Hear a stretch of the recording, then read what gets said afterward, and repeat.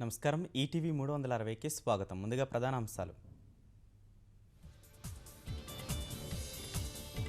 ఛత్తీస్గఢ్ సుకుమా జిల్లాలో ఎదురు కాల్పులు, 15 మంది మావోయిస్టులు హతం.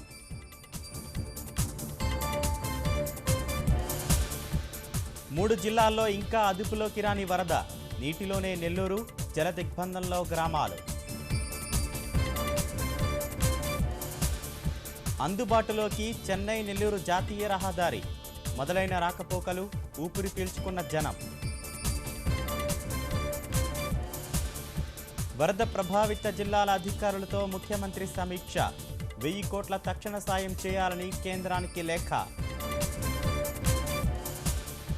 వర్షాలు ఆగిపోయినా చెన్నైలో తగ్గని వరద కష్టాలు, బురద చెత్తతో మురికి కూపాల్లా చాలా కాలనీలు. మేయర్ అనురాధ దంపతుల హత్య కేసులో దర్యాప్తు ముమ్మరం, ప్రత్యేక బృందాలతో చింటూ కోసం గాలింపు. బీహార్లో రేపు కొలువు తీరనున్న మహాకూటమి సర్కారు, లాలూ కుమారుడికి కీలక పదవి దక్కే అవకాశం.